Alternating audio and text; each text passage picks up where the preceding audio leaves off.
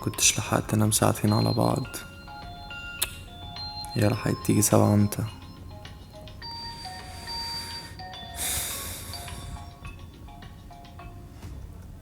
لازم اقوم، عندي درس الساعة 10.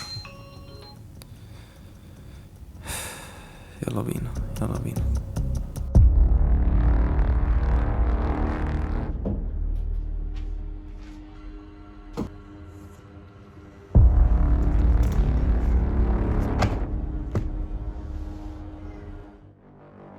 ثانوية عامة.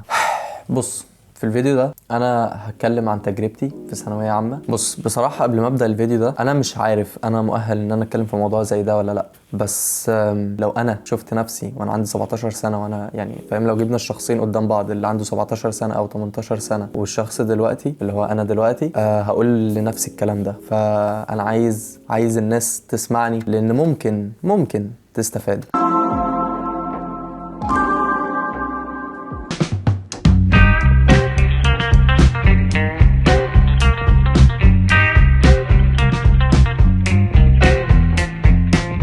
بص، هو الفيديو ده غرضه ان انا هديك شويه وان انا اخفف عنك العبء بتاع ثانويه عامه. يعني التوقيت ده بتاع في الوقت ده بتاع ثانويه عامه، الناس بتبقى على، يعني فاهم، على اسمها ايه، بتشد في شعرها. كل الناس في الموقف ده، وانا كنت في الموقف ده، وفي ناس عدت بالموقف ده، وفي ناس بتعدي وهتعدي. فانا عايز انقل لك يعني ايه، فاهم انت فاهم يعني. بص، انا هديك لمحه عني زمان. انا قاسم ثانويه عامه على سنتين. في السنه الاولى انا كنت عايز، بص، انا ما كنتش شايف في حياتي او في ثانويه عامه كليه غير اسنان. ما كنتش شايف نفسي غير دكتور اسنان. انا كنت دكتور اسنان، يا اما ما كنتش عايز اعيش حياتي. ما كنتش شايف اي كارير في العالم غير دكتور السنان.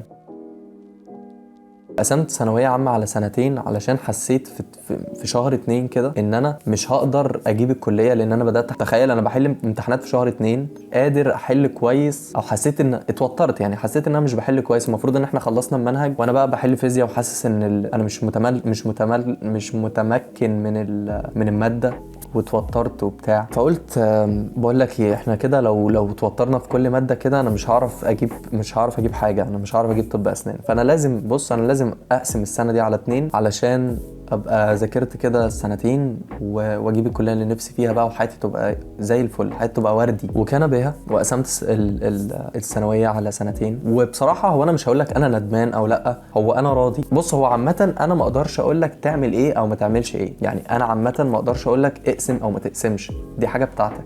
بس انا جاي اقول لك ان انت عليك السعي ما عليكش النتيجه. لو انت بتتعب من الاول، من زمان، من بدري، وجبت اخرك، تحفه، كمل للاخر وهات اخرك للاخر، وتبقى انت كده سلمتها. لان هي سنه فاهم، سنه وهتعدي. يعني هي سنه ومش هتشوفها تاني. في اي مجال انت بتخشه انت عليك السعي بس ما عليكش النتيجه. في اي حاجه انت عليك تدي اقصى ما عندك وخلاص. تيجي ما تجيش مش بتاعتك.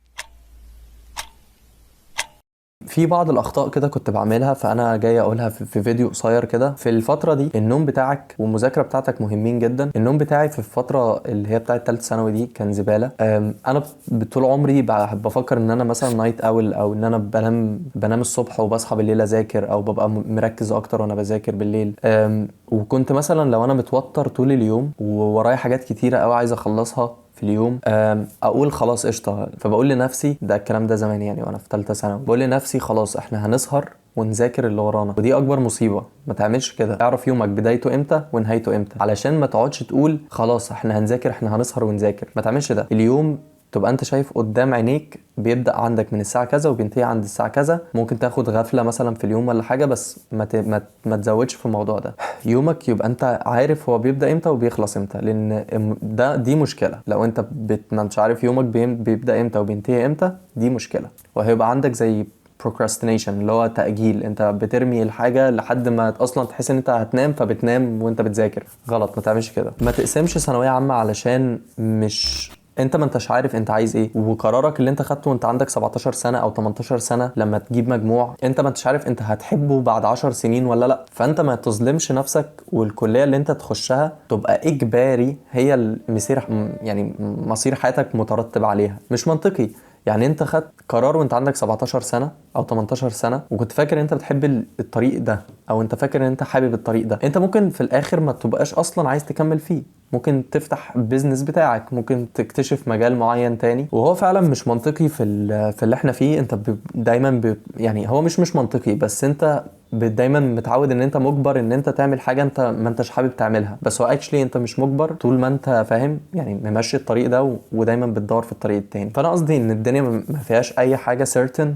ما فيش اي حاجه مؤكده، ما عليكش. بص عامه يعني الكلام ده ليا وليك، عامه في حياتنا احنا ملناش غير السعي. يعني انت حابب مثلا مجال معين، خلاص خشه وهات اخرك فيه، تكمل فيه او لا دي مش بتاعتك، تكمل فيه او لا دي بناء على انت بتحبه ولا لا، وعايز تكمل فيه وشايف نفسك فيه ومستريح فيه ولا لا. ما تفهمنيش غلط، انا مش بقولك مثلا ما تخشش الكلية اللي انت حاببها علشان انت مش هتحبها بعدين، انا ما بقولش ده.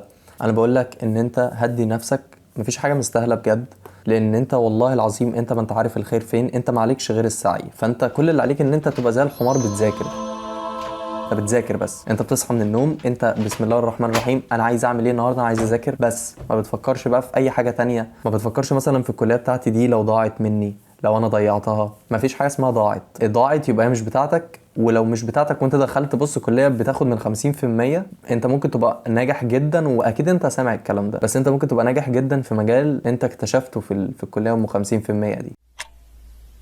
من ضمن الحكاوي اللي الواحد كان بيسمعها في ثالثه ثانوي، لان احنا لما احنا كلنا بقى اتجمعنا فاهم في الكليات بقى، وكل واحد بيتكلم عن ثالثه ثانوي بتاعته، فانا بسمع ان 90% من الناس في ثالثه ثانوي بتيجي في اخر كام شهر دي، في اخر كام شهر، وتقع في قصه حب عنيفه وتكتئب، يا اما تتخزوق من صحابها، يا اما حاجه من الحاجات دي. فالموضوع ده لو بيحصل لك او حصل لك، ما تسمعلوش، يعني اركن الموضوع ده على جنب خالص. يعني انت لو في خازوق حصل لك في ثالثه ثانوي، ما توقفش الشهور اللي جايه وتقول انا اتخزوقت، عيط وكمل وروح اشتغل. يعني ما فيش مشكله ان انت تعيط وتشتغل بعدها، يعني ازعل بس كمل بقى شغل، لان الفتره دي هيبقى ليها الايفكت بتاع التاثير اللي هو بتاع الوات ايفر، بس الناس اللي خزوقتك دي مش هتشوفها تاني، او ممكن ما تشوفهاش تاني، او اللي انت بتحبهم دول انت ممكن ما فاهم في الاخر ما يبقوش ليك. فاهم؟ في حاجات كده انت لازم تبقى مركز فيها قوي، في حاجات كده انت ما ينفعش توقف حاجه على حاجه. اوكي انا هزعل عليك ماشي، ما عنديش مشكله، بس انا دلوقتي هذاكر، فاهم؟ يعني انا مش انا هحاول ما اخليش دي تاثر على دي، حتى لو التركيز قل شويه، بس على الاقل انا بعملها. دي برضو من النصايح اللي انا كنت اتمنى اعمل بيها وانا في ثانويه عامه. الموضوع ده انا بسميه the mindset of the man. انت هتجيت this shit done، يعني انت ما يهمكش بقى انت حاسس بايه، انت عليك حاجه انت هتعملها. انا بقول لك بعض النصايح، انت بتسمع اعمل او ما تعملش دي بتاعتك، بس انا بقول لك يعني اللي انا بقوله لك بقى ان انت ما تقسمش السنه. ليه؟ لان انت لو قسمت السنه ده معناه ان انت يعني انت بدل ما هتبقى تتعب سنه هتتعب سنتين، وبدل ما انت كنت بتضغط نفسك انت ممكن ترخي، ممكن ما تركز. يعني الدماغ بتاعتنا ذكيه، لو في ضغط عليها هتحاول تنجز وهتحاول تفهم، يعني هي عارفه ان هي وان تايم شوت وخلاص. انما انت لما تقسمها لي على سنتين، دماغك هيقول لك يا عم ده لسه في سنه كمان ولسه ده احنا كان علينا 4 مواد، كان علينا مثلا 8 مواد بقى علينا 4، فعلى مهلنا بقى. عقلك ذكي في الموضوع ده، لو عارف ان انت مضغوط هيعرف يلاقي لك سكه يعني تذاكر فيها. فاهم؟ انا مش عايز اخش في الموضوع ده قوي لان الموضوع ده كبير، بس انت فاهم قصدي. انت ممكن مثلا تصحى ساعتين الصبح، بدل ما انت ما بتذاكر مثلا كذا ساعه، لا في ساعتين انت عارف ان انت تركيزك كله بيبقى في الساعتين دول، فهتعرف تخلص الموضوع ده في الساعتين دول، تضغط نفسك قصدي يعني، فبتنجز. ثالث ثانوي سنه صعبه، وهي صعبه على الكل، وانا طالع اقول لك يعني بجد الموضوع مش مستاهل، ولكن اللي مستاهل ان انت تسعى، لان هو ده اللي هيكون له الامباكت او التاثير على المدى الطويل.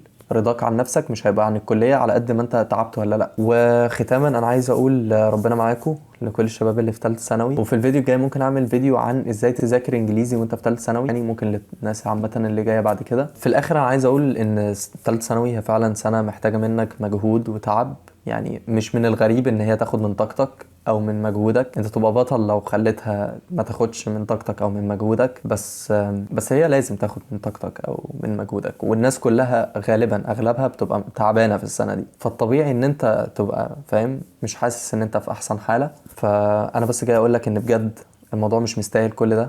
ولو انت وبعدين انت هتدرك ان الموضوع مش مستاهل، انت كل اللي عليك ان انت تسعى في الموضوع وخلاص.